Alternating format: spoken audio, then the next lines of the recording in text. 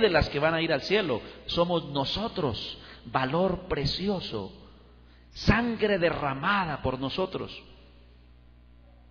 Nosotros somos los trofeos que quiere llevar el Señor al cielo. Sin embargo, algunos nos damos por vencidos, algunos negamos nuestra fe, algunos retrocedemos, algunos creemos que somos mejores fuera de la iglesia, algunos no nos comprometemos con Dios y entonces somos vencidos por el enemigo. La iglesia ha sido probada, hermanos, y seguirá siendo probada. Yo a veces encuentro hermanos adventistas de años que están esperando que este mundo mejore. ¿Dónde dice que este mundo va a mejorar? Cada día será peor, las situaciones climáticas, los asuntos de dinero, los problemas sociales, económicos, las guerras, todo lo que se vive, y algunos esperando tiempos de paz y tranquilidad, cuando la Biblia dice que cada día, cuando el Señor se acerca, cuando sus 4 ángeles se van retirando, este mundo tendrá mayores dificultades. Muchos volverán sus ojos a Dios, pero otros van a endurecer su corazón y nunca alcanzarán la vida eterna. La iglesia, hermanos, fue probada en la antigüedad y será probada también para el tiempo del fin. Amén. Los veo tristes y preocupados. La prueba es necesaria, hermanos. La prueba es necesaria. Solamente se mirará lo que es el trigo y lo que es ¿qué? La cizaña. Solo profundizar en la palabra del Señor le dará a usted la capacidad de relacionarse con Dios. No es el predicador, hermanos. La relación y el estudio de la palabra de Dios le ayudará a usted a profundizar. Sus raíces serán tan profundas que cuando vengan vientos de persecución, de destrucción, de cerrar iglesias, de leyes dominicales, de zarandeo, del sellamiento, ¿por qué vamos a estar preocupados? Si el estudio de la Biblia le indica hacia dónde lo quiere llevar, si el estudio de la Biblia le ayuda a profundizar su relación con Dios, si usted está advertido de lo que está pasando y vendrá, solamente la Biblia y el estudio de ella nos ayudará. La iglesia de Esmirna, hermanos, Apocalipsis 2:8 dice: y escribe al ángel de la iglesia en Esmirna, el primero y el postrero, el que estuvo muerto y vivió, dice esto. ¿Quién estuvo muerto y vivió? ¿Quién es el profeta de los profetas? Porque siempre su palabra ha sido creíble a través de la historia de esta humanidad. Lo que él reveló e inspiró se ha venido cumpliendo. Que usted o yo no creamos, o que creamos solo algunas partes, eso no es problema de Dios, es mi problema. Pero lo que está en la Biblia, porque la Biblia es un libro de historia y estamos estudiando historia. ¿Por qué al mirar hacia atrás creemos? Porque la Biblia nos confirma que lo que el Señor dijo se cumplió. Por eso Él nuevamente da su palabra. Dice: el que habla para ustedes es el primero y el postrero, el que estuvo muerto, pero también ¿qué? Ese es el que les está hablando. Créanle a Él, créanme a mí, dice el Señor. Soy yo el que les está hablando, uno que murió, pero también no me quedé ahí, sino que me levanté para darles vida. Esmirna significa, hermanos, mirra. De ahí deriva su palabra. Su nombre es un engüento que se tomaba de un árbol. La historia dice que este árbol tenía espinas, por algún motivo dice que tenía espinas. Servía para hacer eso que salía, el olor que daba a ese árbol no era bueno. Sin embargo, ustedes saben que los mejores perfumes se hacen de ciertas sustancias que no es que huelan tan fino, ¿no? Sin embargo, pagamos harto por ellos. Así que, hermanos, de esta sustancia, de esta mirra, se hacía perfume. ¿Recuerda qué le llevaron a Jesús? Oro, incienso y ¿qué? Y mirra. Esto fue lo que le llevaron a Jesús. Y era un regalo costoso que no se le daba a cualquier persona. Así que Esmirna significa mirra, que servía como perfume, pero también se hacía una sustancia que era para embalsamar los cadáveres. También se hacía para eso. Recuerdan entonces a Jesús cuando fue llevado. La ciudad, hermanos, de Esmirna queda a unos 50 kilómetros más arriba de la ciudad de Éfeso, sobre el mar Mediterráneo. Todavía existe hoy en día. Todavía es habitada. Se cree que hay entre 450 y 500,000 habitantes. Es un puerto, un lugar comercial. En el tiempo de la era cristiana, entre el año 100 y 313, ellos tenían unos canales por donde llevaban agua, lo cual suplía todas las necesidades de ese lugar, suplía sus cultivos y todo lo que ellos necesitaban como pueblo. Se caracterizaron por tener estos acueductos. Todavía quedan allí para aquellos que quieran viajar. Todavía estas ciudades, muchas de ellas existen, y podrían pasar por ellas para tener un poco más de conocimiento de historia y fomentar su fe, que cuando uno asiste a estos lugares cree un poco más, ¿cierto? Así que este lugar todavía existe.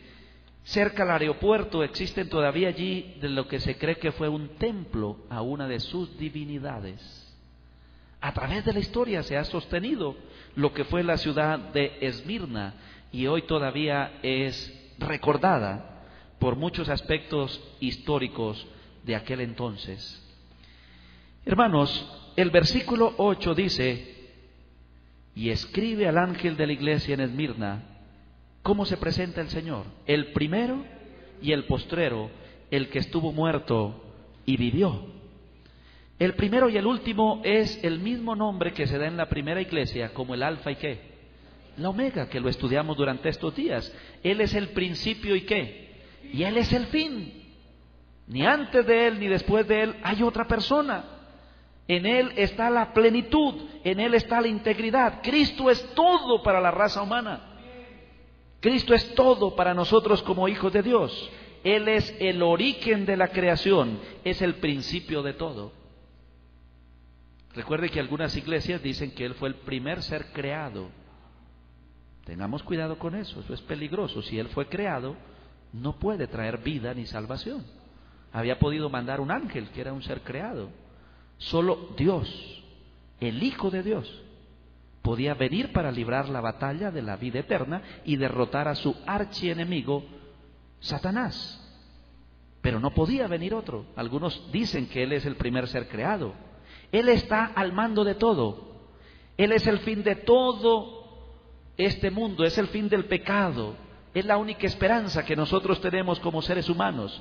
Él es el que estuvo muerto y ¿qué? Y revivió. Nos habla de ese sacrificio en la cruz. Nos habla de su amor al morir por la raza humana. Conoce bien nuestros sufrimientos, conoce nuestras experiencias, conoce la persecución a la cual han sido sometidos sus hijos. Pero en Cristo, hermanos, también hay victoria. Si no, estaríamos nosotros adorando y buscando un Dios que no tiene poder. Y Jesucristo del Apocalipsis es un Jesucristo glorificado. Recuerde que el sábado hablamos de que los evangelios nos muestran un Jesucristo muerto, un Jesucristo golpeado, un Jesucristo agonizante, un Jesucristo que resucitó. Pero el libro de Apocalipsis nos muestra ese Cristo glorificado que tiene poder. Jesucristo, hermanos, venció la muerte. Y vencer la muerte, hermanos, significó un adelanto en el plan de la salvación. Cuando Adán y Eva pecaron, tuvieron que morir. Porque la paga del pecado es que de ahí en adelante comenzaron a morir los seres humanos. De ahí en adelante, querramos o no, nos toca morirnos. Pero ahora el Señor, al venir y morir por nosotros, nos da la esperanza, no de una muerte eterna, sino de una muerte temporal, porque los muertos en Cristo resucitarán ¿qué? Y entonces todos los que murieron antes de Cristo, sin saberlo, porque ellos murieron solamente creyendo por fe, tendrán la grande sorpresa cuando el Señor venga y los llame de sus tumbas y les invite para ir a morar al reino de los cielos. Por eso el Señor Jesucristo alienta a la iglesia de Esmirna diciéndoles: yo sé lo que es la persecución, yo sé lo que es el sufrimiento. El Señor Jesucristo alienta a los hermanos de Esmirna, los que vivieron entre el año 100 y 313, para decirles: yo también morí. Por eso Él los alienta diciéndoles: sé fiel hasta ¿qué? Sé fiel hasta la muerte. Porque esa es la promesa que encontramos para los hermanos de este momento de la historia. Sé fiel hasta la muerte.